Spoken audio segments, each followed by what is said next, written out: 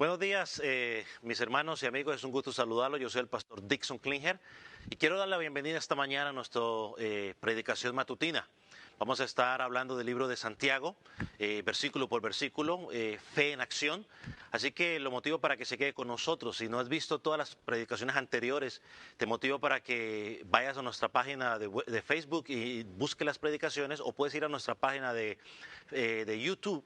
Así que vamos a ponerlo aquí abajo para que puedas mirar la descripción.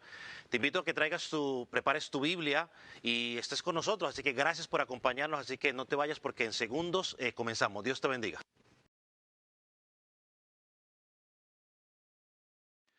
Siempre es un gusto poderlos saludar, tanto a ustedes, los que están presentes, como a aquellos que nos ven en línea. Y vamos a continuar nuestro estudio de la epístola Santiago. Creo que usted ya lo tiene. Vamos a estar leyendo el capítulo 2 y vamos a leer la última sección de la última parte de esta sección, del versículo 8 hasta el versículo 13, aunque la sección comienza del versículo 1 hasta el versículo 13. Puede indicar con amén cuando lo haya localizado. Dice la palabra de la siguiente manera: si en verdad cumplís la ley real conforme a la Escritura, amarás a tu prójimo como a ti mismo, bien haces. Pero si hacéis acepción de personas, cometéis pecado y quedaráis convictos por la ley como transgresores. Pero cualquiera que guarda toda la ley, pero ofendiere en un punto, se hace culpable de todo. Porque el que dijo, no cometerás adulterio, también dijo, no matarás. Ahora bien, si no cometes adulterio, pero matas, ya te has hecho transgresor de la ley. Así hablad, así haced, como los que habéis de ser juzgados por la ley de la libertad. Porque juicio sin misericordia se hará con aquel que no hiciere misericordia, y la misericordia triunfa sobre el juicio. Acompáñenme en oración. Padre, en esta mañana nos ponemos delante de ti, agradecidos por este nuevo día, agradecidos por la oportunidad de adorarte, por la oportunidad de poder acercarnos a ti y decirte, Abba Padre. Gracias porque nos reúnes como tu pueblo para adorarte. Y gracias por tu palabra, porque ella nos enseña, ella nos abre el camino, ella nos da luz en nuestro caminar, ella confronta nuestra vida. Permite, Señor, que hoy podamos examinar nuestras vidas a la luz de lo que ella enseña. Y te pedimos, oh Dios, que cada uno de los que está oyendo tu palabra pueda tener un corazón dispuesto, Señor, una mente dispuesta, una disposición para aprender lo que enseña tu palabra. Señor, permite que aquel que no te conoce pueda llegar a conocerte, pueda encontrar salvación en ti, en el único que es el camino, la verdad y la vida, Jesucristo. Y también te pedimos, oh Dios, por el predicador, para que seas tú dirigiendo sus palabras, para que sus palabras no sean un obstáculo en lo que tú quieres enseñar, Señor, y que se enseñe lo que dice tu palabra, no lo que el hombre quiere decir. En el nombre de Jesús, amén, amén. Puede tomar asiento.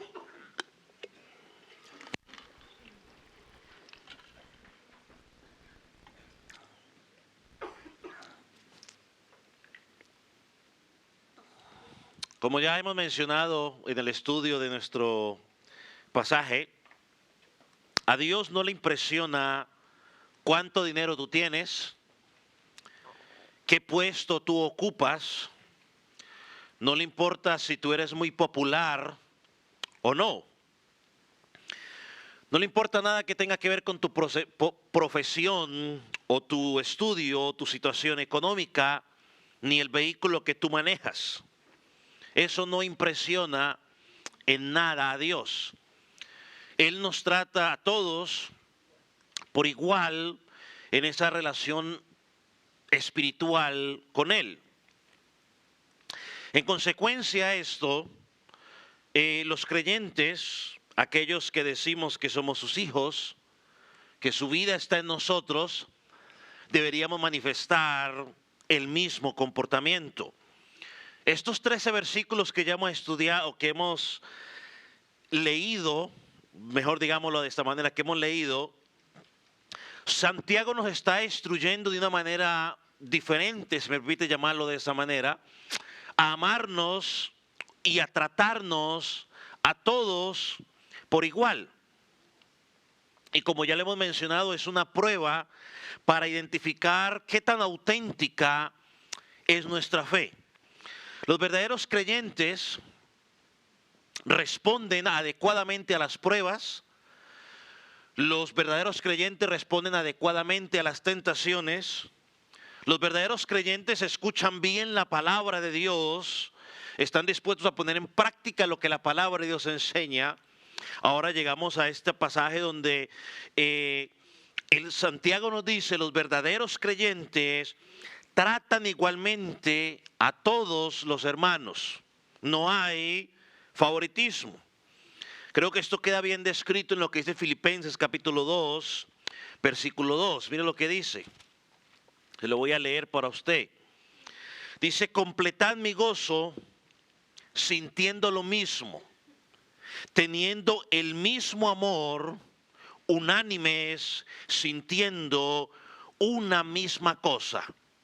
Entonces el amor bíblico, nos amamos a todos por igual, sin importar la condición social que tengamos cada uno de nosotros. Ahora, claro que tenemos que ser honestos, porque debemos ser honestos y reconocer que hay momentos o ocasiones en que pecamos porque no nos amamos como la Escritura dice. Hay momentos en los cuales pecamos y practicamos el favoritismo. Así que debemos identificar eso en nuestras vidas, arrepentirnos y hacer el correctivo. Entonces Santiago llevó a esta primera iglesia y nos lleva a nosotros a reflexionar en cuanto a esto. ¿Cómo respondes a las pruebas? ¿Cómo respondes a la tentación? ¿Cómo respondes a escuchar la palabra? Ahora, ¿cómo respondemos a la oportunidad de mostrar misericordia, bondad y amor a aquellos que están en nuestro alrededor? Recordando rápidamente lo que Santiago nos ha dicho en estos primeros 7 versículos. Versículo 1, Santiago nos habló del principio, ¿no? Si tenemos una fe en el Señor Jesucristo, no podemos practicar el favoritismo. Lo segundo que él hizo fue usar una ilustración para tratar este punto. Ya lo estudiamos, ¿no? El hombre rico y el hombre pobre.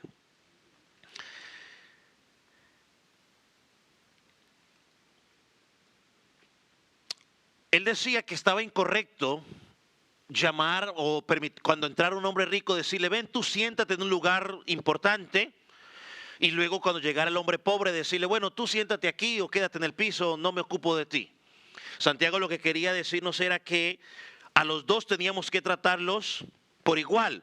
Si los dos entran, a los dos tenemos que dar, si lo vamos a sentar en un lugar específico, a los dos en el mismo lugar específico, si lo queremos llamar de esa manera. Santiago hoy nos presenta, luego hablamos de la inconsistencia. Lo miramos en el versículo 5 y al versículo 7. Y Santiago dio 2 razones por las cuales era inconsistente hacer esto. Y la primera, él dice, es porque a estos pobres Dios los ha elegido para salvación. Y la segunda que él usa es decir que cuando queremos tratar con favoritismo a estos ricos, simplemente porque son ricos, estamos haciendo lo mismo que ellos han hecho cuando con sus riquezas han maltratado o han abusado a los pobres. Entonces Santiago dice, con su actitud, ustedes están haciendo lo mismo que se han quejado en el pasado. Así que no lo hagan. Ahora llegamos a la cuarta cosa que Santiago trata en este pasaje. Y lo podemos llamar la apelación final, si me permite llamarlo de esa manera. Leamos una vez más el versículo 8.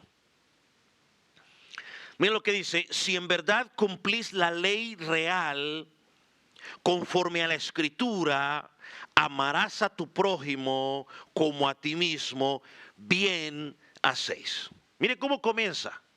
Si en verdad cumples la ley real. Una traducción más literal sería la ley soberana. La ley soberana.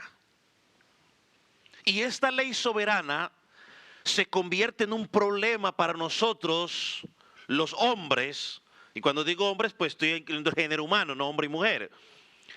Porque no existe un tribunal de apelación.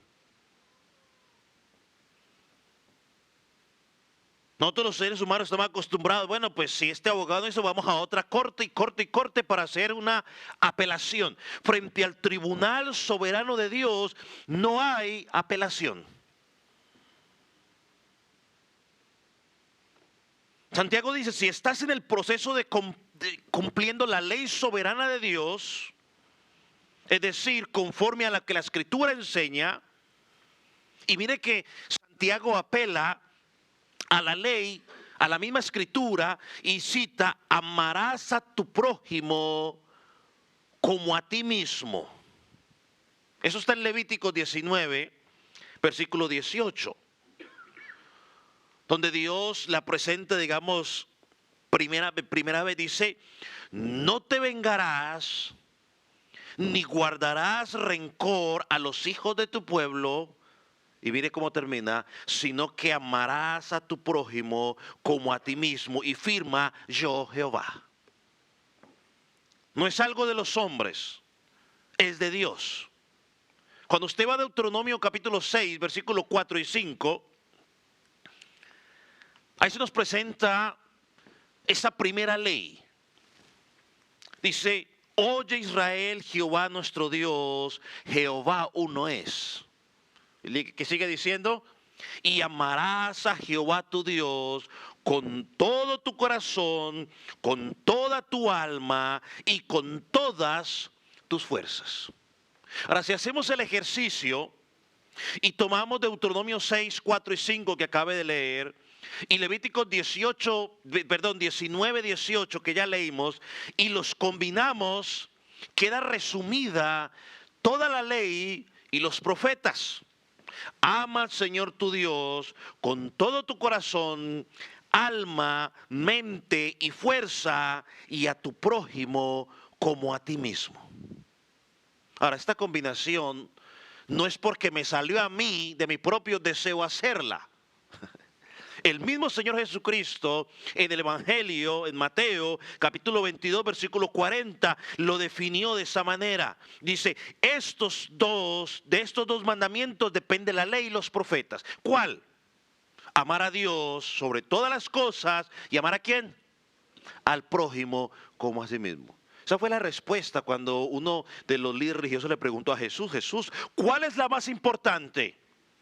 Él la resumió en esos dos. Santiago lo llama la ley soberana. ¿Por qué soberana? Porque es hecha por Dios. Y si estás obedeciendo esa ley, Santiago dice, no hay favoritismo. ¿Por qué? Porque si amamos a nuestro prójimo como a nosotros mismos, terminarás amando a todos como te amas a ti mismo. O terminarás tratando a todos como te gustaría a ti que te trataran. Creo que ese es el punto que presenta Santiago o la Escritura.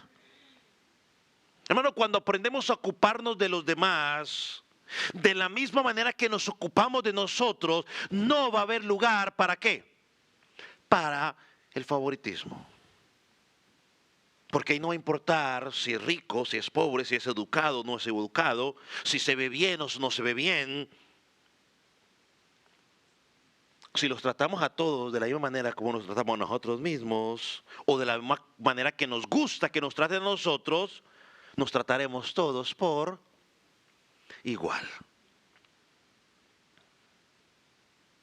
La Biblia dice, ama a tu prójimo como a ti mismo. Lo que está diciendo es, basándose en la necesidad de tu prójimo, tienes que satisfacer de la misma manera las necesidades como te ocupa de satisfacer las necesidades que tú tienes.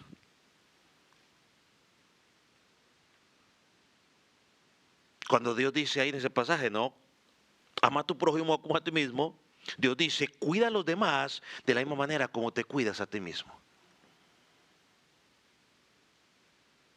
Con la misma intensidad, con la misma preocupación. Busca el mismo bienestar espiritual para tu vida. Y cuando actuamos de esa manera, no hay lugar para el favoritismo. Entonces Santiago dice,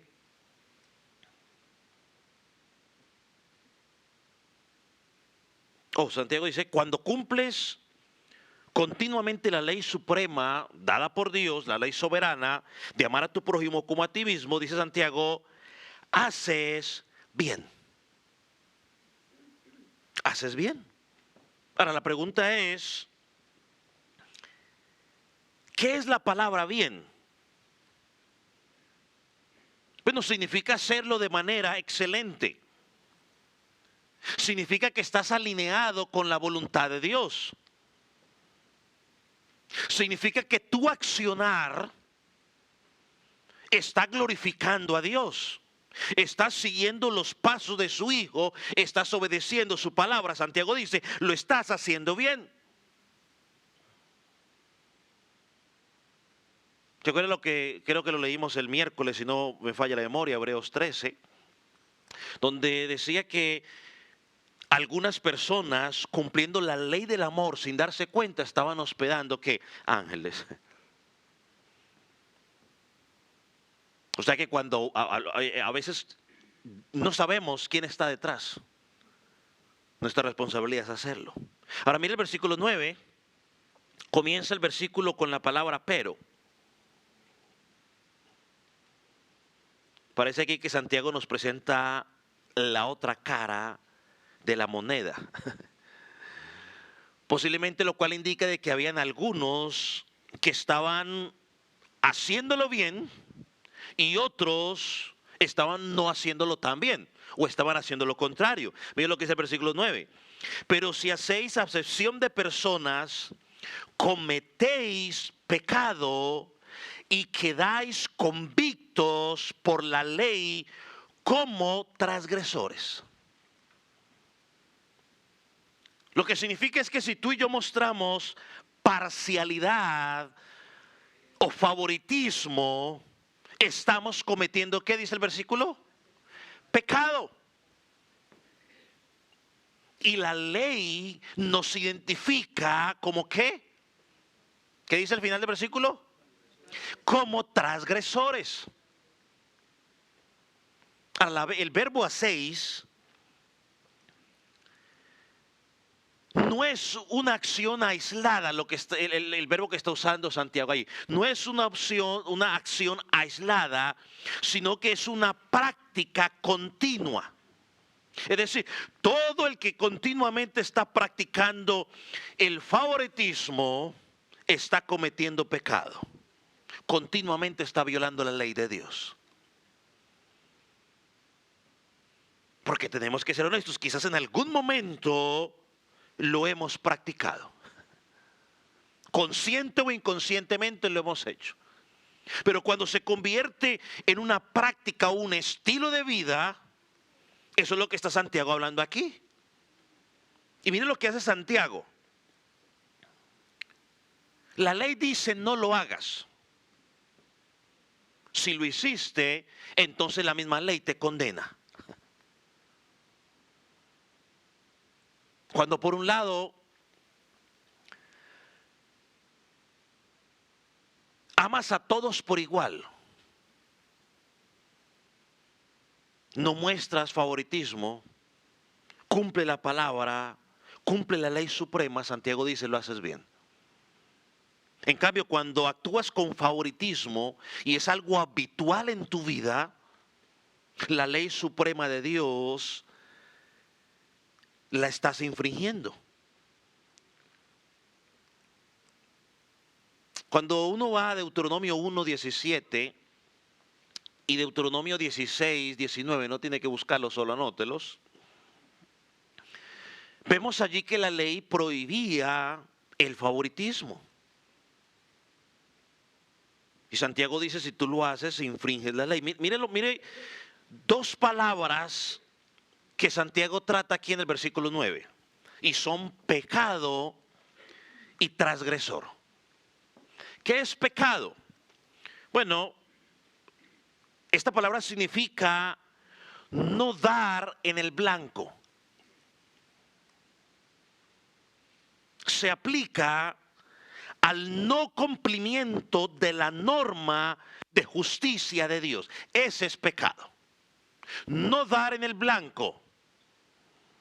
O significa también no cumplir la norma de justicia de Dios.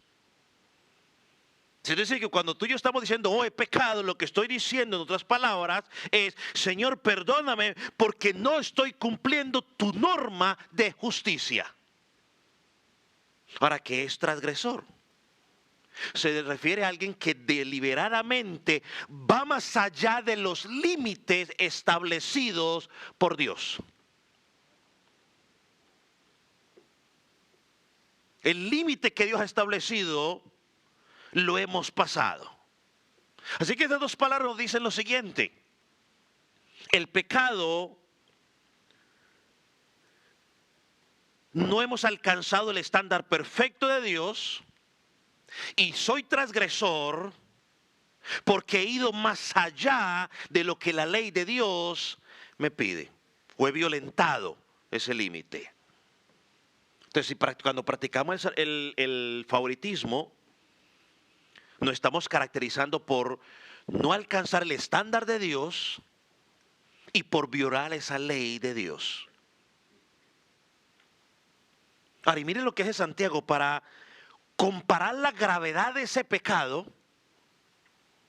o la naturaleza devastadora de ese pecado. Miren lo que sigue diciendo el versículo 10.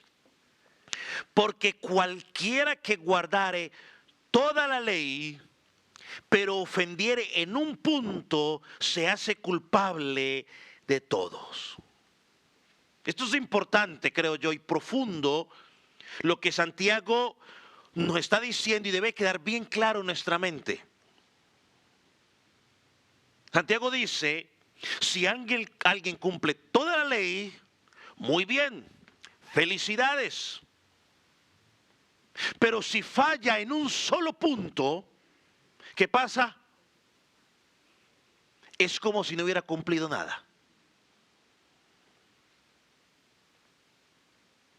¿Se imagina que a uno que le hiciera un examen el maestro de 10 preguntas y que con una que usted pudo haber hecho las 9 buenas y que con una hubiera fallado y le hubiera dicho 100? Así se entiende más fácil entonces. Devastador, ¿cierto? Por un solo error, una sola pregunta, un 0. Bueno, eso es lo que está diciendo Santiago aquí. ¿Cuántas leyes hay que infringir para ser culpable? ¿Cuántas? Una. ¿Cuántas leyes hay que infringir para ser llamado transgresor? Una. ¿Cuántos pecados tiene que cometer para ser caracterizado como pecador? ¿Cuántos? Uno. Solo uno. Por eso es imposible que tú y yo nos presentemos en nuestra propia justicia delante de Dios, porque es imposible. Necesitamos la justicia perfecta de aquel que nunca cometió un solo pecado. ¿Quién? Cristo Jesús.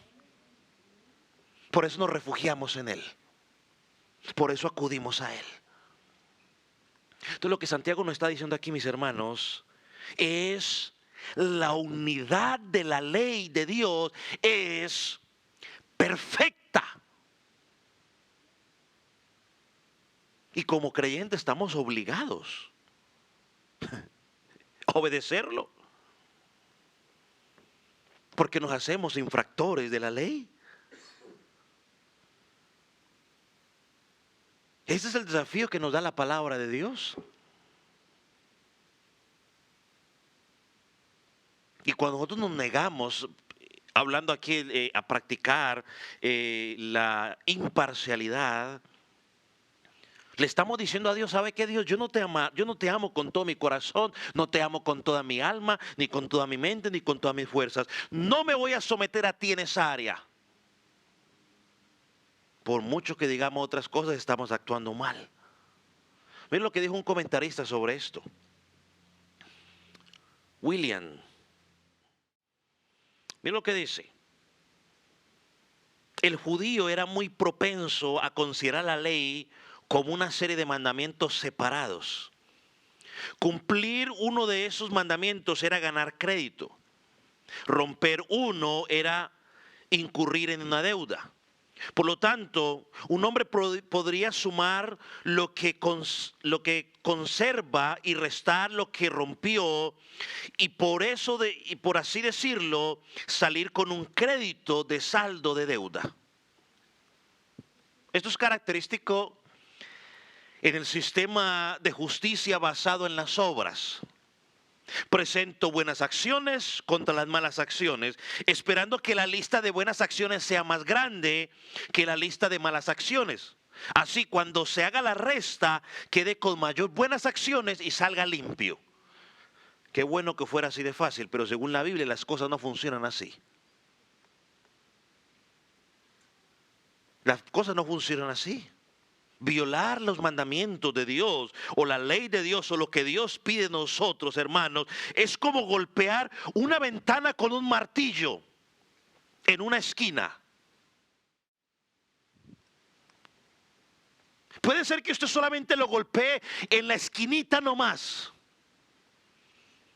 ¿Eso es suficiente para qué? Para echar a perder o para destrozar todo el vidrio. Cuando no cumples algo de lo que Dios está diciendo, está echando a perder el resto. Por lo tanto, nadie puede justificarse. Ay, es que era algo chiquitico, Señor. Señor, algo pequeñito. Bueno, humanamente puede ser pequeñito, en el estándar de Dios no. Que nadie se engañe. No nos podemos engañar pensando que somos justos y que nuestros pecados son más pequeñitos o que los míos son más pequeños que los del otro. Claro, siempre cuando nos comparamos al lado del otro, pues siempre vamos a salir ganando nosotros.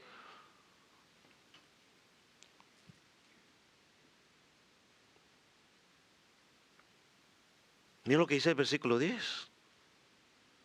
Puedes cumplir toda la ley, pero si fallas en una, has quebrantado toda la ley. Hermano, aunque humanamente todos los pecados no sean igualmente graves, porque para la gente no, o sea, la envidia, o sea, no es tan grave como, no sé, matar a alguien. Los celos, pues tampoco son así, pues, normalitos, o sea. Humanamente. Pero en los términos bíblicos, los celos, la envidia, el favoritismo, es lo mismo como pegarle al martillo, con el martillo al vidrio en la esquina. Va a romper todo.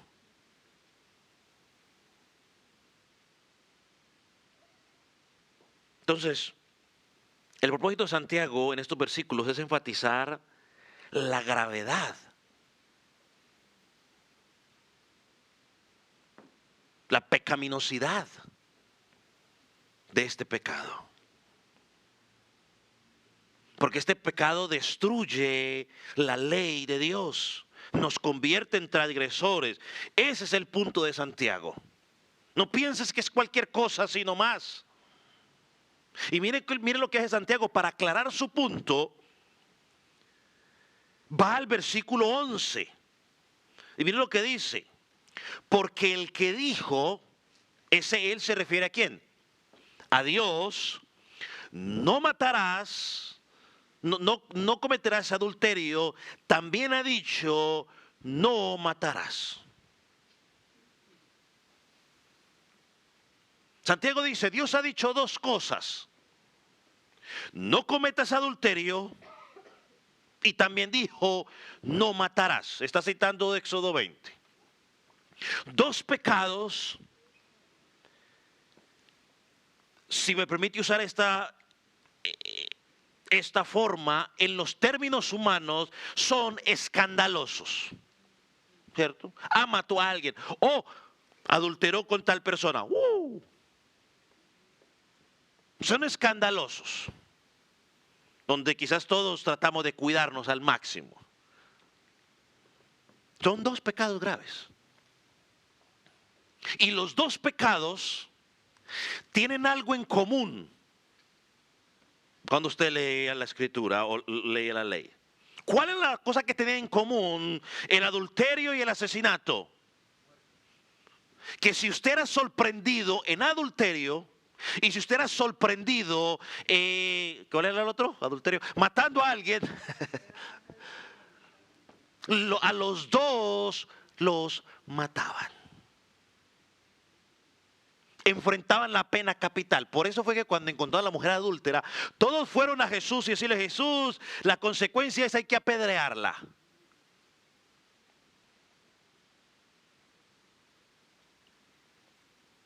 Ahora, no se quede con eso porque mucha gente luego usa ese pasaje para justificar su pecado. Sí, Jesús no la condenó, pero que Jesús le dijo, vaya y siga adulterando, ¿cierto? No, le dijo, vete y no peques más. Era la pena capital. ¿Por qué? Bueno, porque no había gracia en la ley. No había gracia en la ley. Solo hay gracia fuera de la ley. ¿En quién? En Cristo. No había gracia allí. Solo hay gracia en Cristo Jesús. Entonces selecciona dos pecados sociales graves relacionados con la vida humana que conllevaban a la pena de muerte.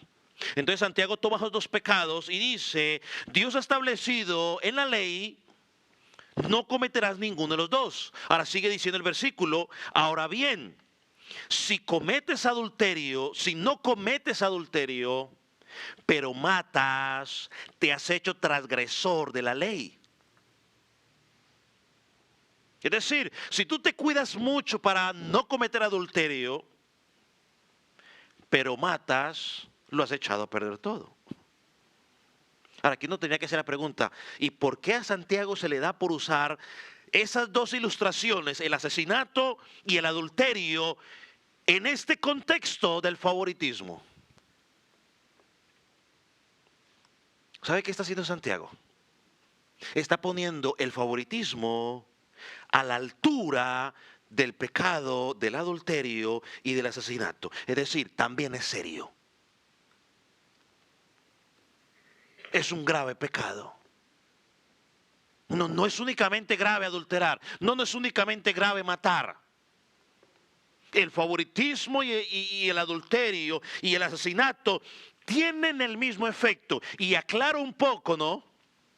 Porque según cuando Jesucristo interpretó o nos dio la aplicación del adulterio y del asesinato, dijo que no es en sí el asesinato tanto físico, sino que muchas veces pasa en nuestro corazón. Cuando la persona va y asesina, hay que mirar qué hay detrás del asesinato, o sea, qué hay detrás que lleva a alguien a matar a otro. La gente dice, se endemonió. Claro, esa es la respuesta más fácil. La gente dice, no, es que yo escuché voces que me decían, mátalo, mátalo, mátalo, mátalo, mátalo.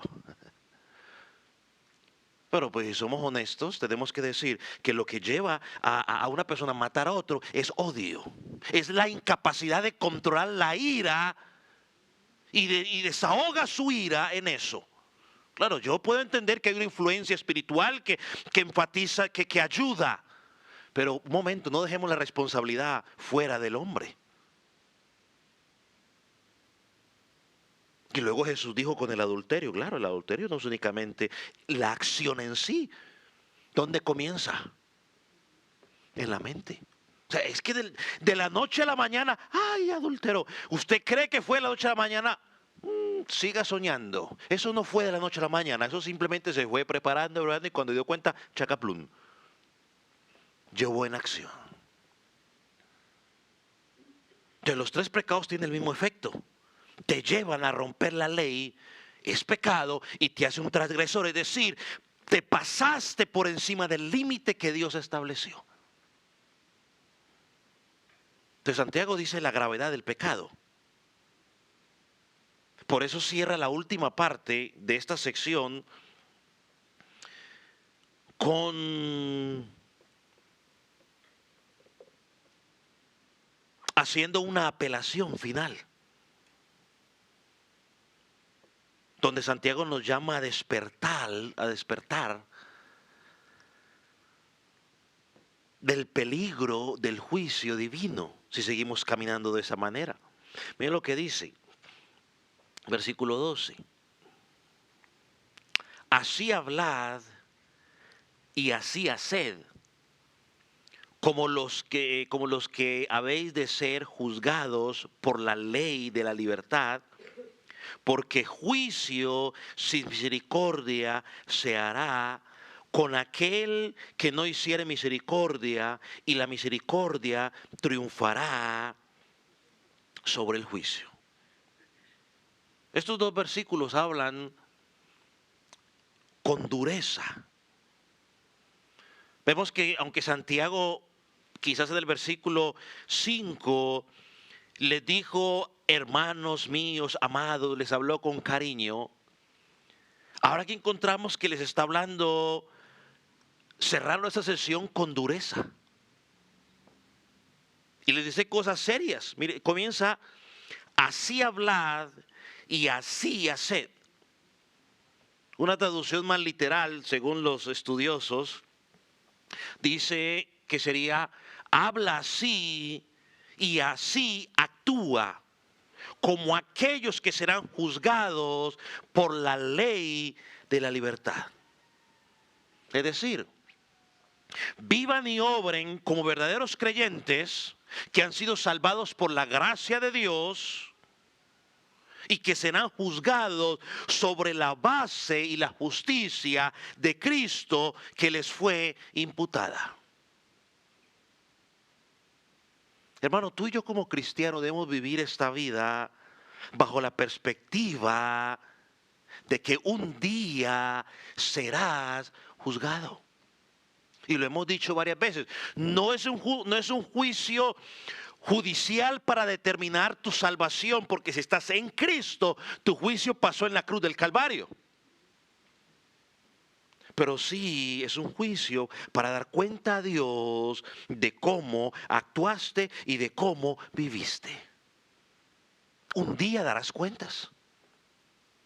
Un día darás cuentas de qué hiciste, si es padre como padre, si es madre como madre, si es trabajador, cómo actuaste como trabajador, si eras creyente, cómo actuaste como creyente. Un día darás cuenta sobre qué hiciste con los dones que Dios te dio y te equipó.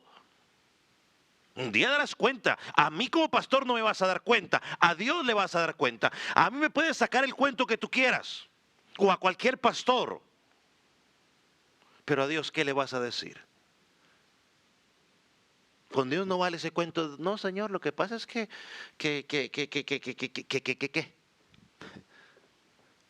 no vale. Hermano, los ojos de Dios están constantemente sobre tus ojos, sobre tu vida y sobre mi vida. Miren lo que dice Hebreos 4:13. Ahí atrasito.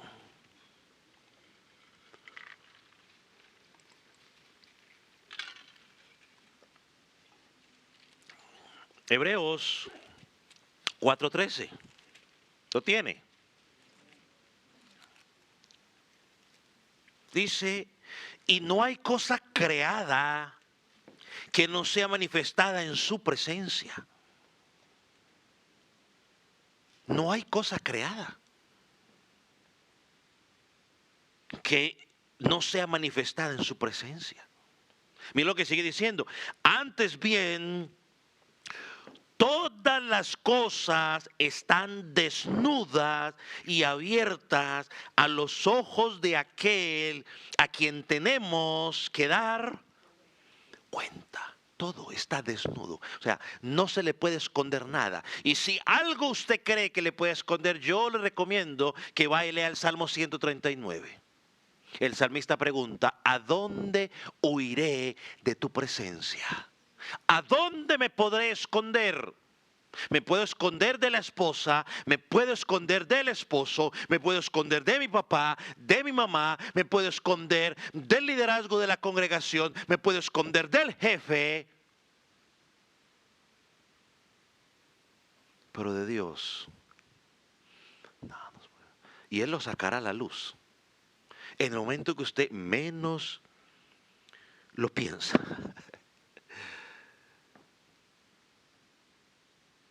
Pero tenemos que dar cuentas. Y cuando uno como creyente entiende que un día le va a dar cuenta a Dios, uno tiene que vivir la vida diferente. Tenemos que vivir la vida diferente. Note que menciona, volviendo a Santiago, la ley de la libertad. Santiago aquí está repitiendo una afirmación que él hizo en el versículo 25 del capítulo 1, allá en ese momento la llama la ley que da libertad. Ahora, aquí esto no es una libertad para convertirlo en libertinaje,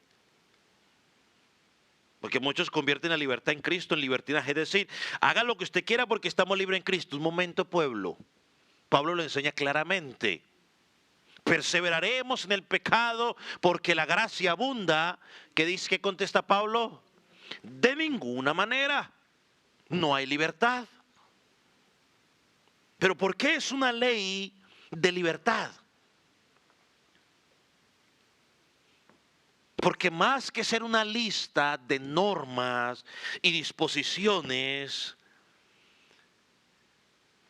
esta ley en Cristo nos libera de la esclavitud, ¿de qué? Del pecado. Nos libera de la maldición de la muerte. Nos libera de la maldición del infierno. Nos lleva a la verdad, nos lleva a la libertad y a la gloria eterna, nos lleva a vivir una vida diferente. Antes éramos esclavos, el pecado nos controlaba. La pereza nos controlaba, el desánimo nos controlaba, la crítica nos controlaba, el favoritismo nos controlaba. Pero ahora que estamos en Cristo, nos ha dado la capacidad, la fuerza en su espíritu para que esas cosas ya no nos controlen. Vivimos para Él. Y esta libertad nos lleva a seguirle libre y voluntariamente. Y lo más importante, en amor a nuestro Salvador. Creo que eso es lo que dice Pablo en 2 Corintios 2:14, si no me falla la memoria. Por ahí, por esos lados. Si me falló. El amor de Cristo nos constriñe. O sea, el amor de Cristo, lo que Él hizo en la cruz del Calvario, lo cantamos hace un rato. Oh, la gloria de la cruz, la gloria de lo que Él hizo allá. Ese amor me impulsa ahora a vivir únicamente para Él. Cueste lo que cueste. Oh, hermano, cuando nosotros entendemos esas verdades, estamos dispuestos a morir por Él.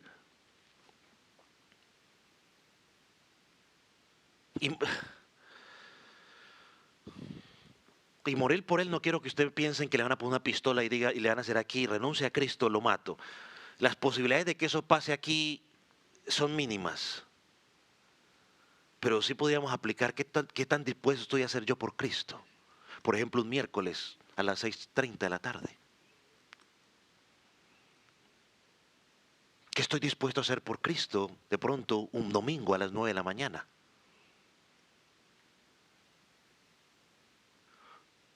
Entonces, si no estamos dispuestos a hacer nada de eso por Cristo, no digamos que usted está dispuesto a que le ponga una pistola en la cabeza y que lo maten por causa de Cristo, porque las posibilidades pueden ser mínimas. Pensando en esto, recordé una ilustración que un día en una congregación estaban todos así comenzando y llegaron todos unos grupos armados. Y dijeron, los que están dispuestos a morir por Cristo, que se queden y el resto se vayan, se pueden ir. Gran mayoría salió de la congregación. Y dijo el pastor, dijo los que quedaron una cosa, bueno, pastor, comience el culto que ya se fueron los hipócritas. Entonces Santiago dice, todos seremos juzgados en el futuro. Por eso dice, habla y actúa como quien será juzgado por la palabra. Hermano, por tu actuar vas a ser juzgado, por lo que digas vas a ser juzgado. Hermano, cuando entendemos eso, el creyente tiene que pensar 2 veces antes de hablar. Sobre todo cuando está molesto.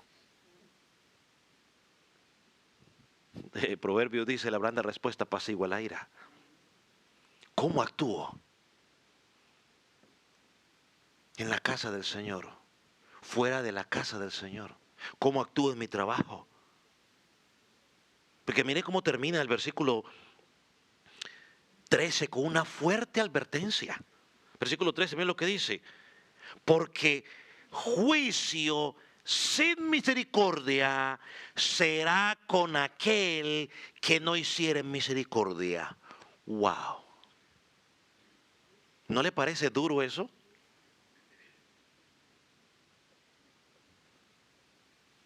Todo aquel que no practica la misericordia tampoco recibirá misericordia. ¿Qué es ser misericordioso? Creo que Jesucristo lo ilustra claramente en la parábola, en la parábola del ¿cuál? Del buen samaritano, ¿recuerdan? Misericordia es ver a alguien en su miseria, ver que es incapaz de salir de allí por su condición y hacer algo para sacarlo de allí. ¿Qué hizo Dios contigo y conmigo? Me vio en la miseria de mi pecado. Me vio en la incapacidad de poder salir de mi pecado. Y dice su palabra que envió a su Hijo a sacarme de esa situación. Y Santiago dice que toda persona que no muestra misericordia, que no tiene compasión, que muestra favoritismo o que muestra desprecio por aquella persona porque tiene una mejor condición que la otra o porque no tiene la misma condición que la otra persona, no recibirá misericordia en el día del juicio. ¿Y por qué? Santiago no lo dice, pero lo entendemos claramente por el contexto de la Escritura. Porque simplemente es una persona impía. Solo una persona impía actúa de esa manera.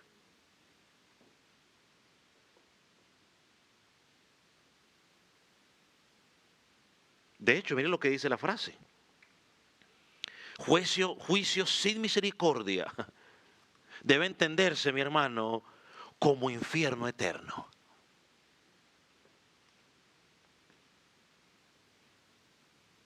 O sea, es un pecado grave. Aquella persona que constantemente vive en ese patrón de vida está demostrando que no es redimido. Y tendrá un juicio sin misericordia. Pedirá perdón, pedirá clamor. Es, por ejemplo, se lo ejemplifico de una forma bien fácil. ¿Recuerdan el Lázaro y quién era el otro? Y el rico. Y cuando estaba en el infierno, clamó por misericordia, ¿cierto? Oh, envíalo, por favor, que con el dedo toque mi lengua para que me refresque. Oh, por favor, envíame a mí o envía a alguien allá que hable con mis hermanos. Pregunto, ¿recibió misericordia? No recibió misericordia. La misericordia la puedes recibir ahora, estimado amigo, que estás en Cristo. Ahora que estás vivo, puedes clamar por misericordia, porque el día que tú mueras, niño, joven, adulto, el día que tú mueras, y si mueres sin Cristo, no va a haber nada que se pueda hacer por ti. Yo oraré por tu familiar. Si eres niño, oraré por tu papá, por tu mamá, por tus hermanos, por tu esposa o por tu esposo, pero por ti no hay nada que hacer. Porque la decisión de salvación, la salvación de clamar por misericordia, estimado joven, estimado niño, estimado adulto, es ahora que estás vivo. Ahora que entiendes el mensaje y puedes decir, Señor Jesús, perdóname, soy pecador, he pecado contra el cielo, he pecado contra ti, perdóname. Y su palabra dice que el que a Él viene no le echa fuera. De la falta de misericordia es una característica de los no salvos. El Evangelio viene a nuestras vidas, transforma nuestros corazones y nos hace semejantes a Dios. Nuestro Dios es misericordioso, nuestro Dios es compasivo, nuestro Dios es imparcial. Es más, la Biblia dice que los que no creen en Cristo se burlan y dicen, ¿cuándo viene Cristo? ¿Cuándo viene Cristo? Entonces, hace unos años, sí, hace 20 y pico de años hablaba con un paisano mío y él me decía eso, es que ustedes los cristianos, él era mayor que yo, como 10 años mayor que yo, si todavía está vivo, él me decía en esa ocasión, pero es que ustedes los cristianos a todas andan diciendo que Cristo viene, y yo ya tengo no sé cuántos años y no ha llegado. Pero es que la respuesta está en Pedro. Pedro dice, porque Dios tiene misericordia y está esperando. Estimado amigo que estás en Cristo, Él no ha llegado por misericordia. Para que a ti te sea predicado el Evangelio. Para que tú escuches el mensaje de salvación. Y puedas venir en salvación. Pero nuestro Dios es compasivo. Nuestro Dios es misericordioso, nuestro Dios es imparcial. Por lo tanto, tú y yo, como hijos de Dios, tenemos que mostrar misericordia, tenemos que mostrar compasión y tenemos que mostrar imparcialidad. ¿Qué dice Mateo 5:7? Mira lo que dice. Bienaventurados los misericordiosos, porque ellos alcanzarán misericordia.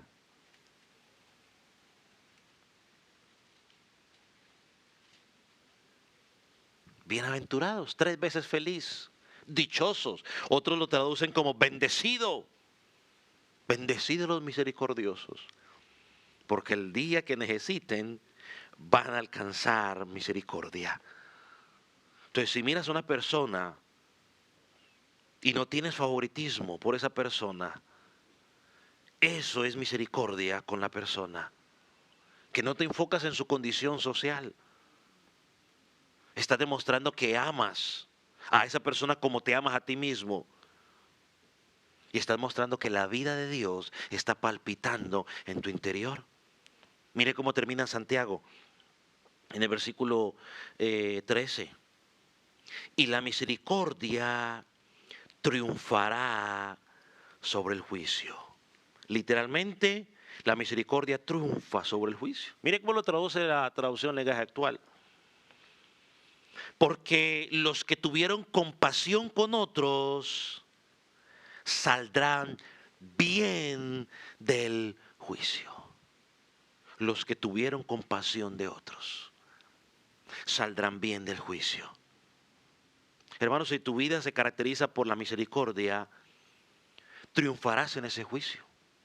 No, aclaro, no porque el ser misericordioso te da méritos para ser salvo ni ganar puntos con Dios. No, Señor, yo no estoy diciendo eso. Lo que estoy diciendo es que el accionar o el estilo de vida misericordioso demuestra que eres una persona salva. Que tu fe salvífica te ha llevado a entender que no importa la condición de esa persona, la vas a tratar igual. Porque usando la ilustración que me dijo mi papá hace unos años, Cuando yo llegué frustrado, llorando, porque maltrataban por el color de mi piel. Porque yo era negrito, era el único negrito del salón. Y del colegio pues también. Porque en la área donde nosotros vivíamos no había mucho negro. Y la burlan y en términos de ustedes, el bullying era tremendo. Tanto el bullying que un día le dije a mi mamá, dije, la próxima vez que tenga un hijo, que no sea negrito como yo.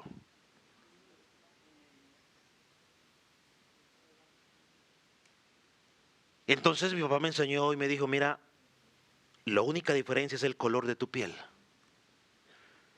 Tienen ojos como tú tienes ojos, el color de la sangre es igual, van al baño como otro baño, y me comenzó a explicar y me dijo algo, muéstrale por tus capacidades que tú también eres capaz. No tiene nada que ver con el color de la piel. Hermanos, esa debe ser nuestra postura como creyentes. Lo de afuera no nos define. Mi maestra en la universidad nos decía, nosotros no pensamos con el acento, aunque tenemos acento, cuando hablamos de inglés, en inglés. Nosotros no pensamos con el acento. Ella decía, tenemos que demostrarles que aunque tenemos acento, nosotros tenemos...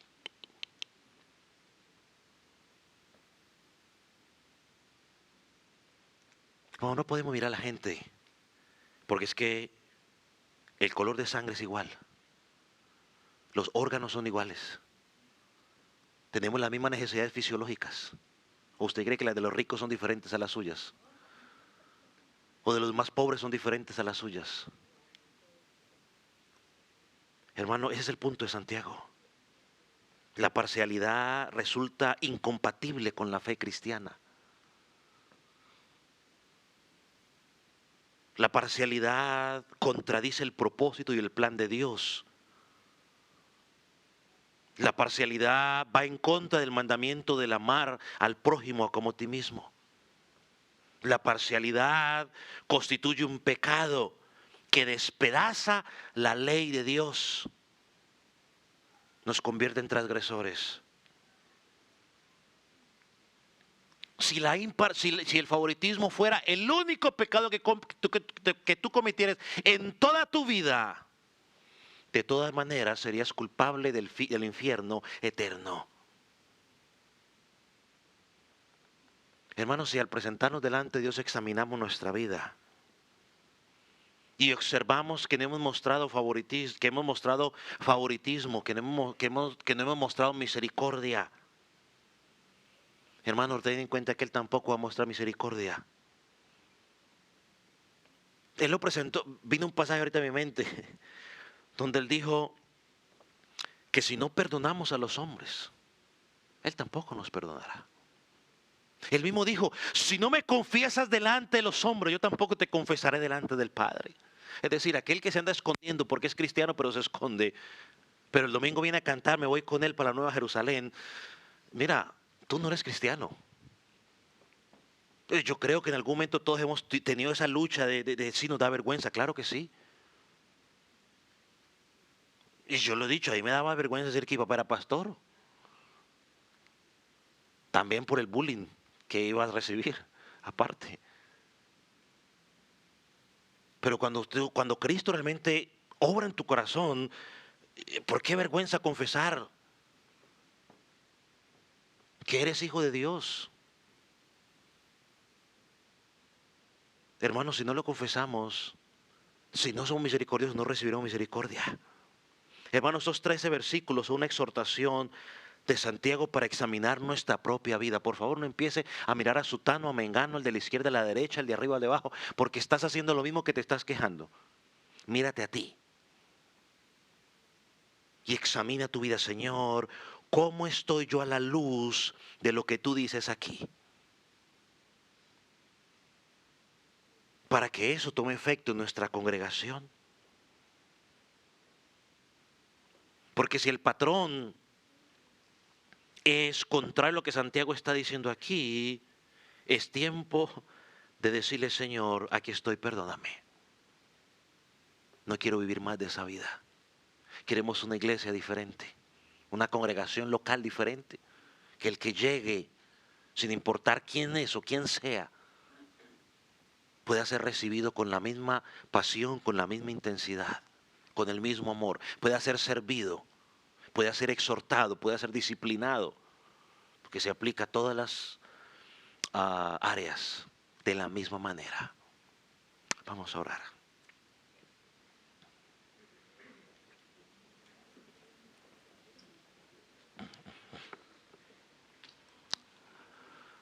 Padre, te damos gracias por tu palabra, porque ella es viva y ella es eficaz. Señor, permite que podamos con honestidad examinar nuestra propia vida. Señor, nuestro corazón a veces es engañoso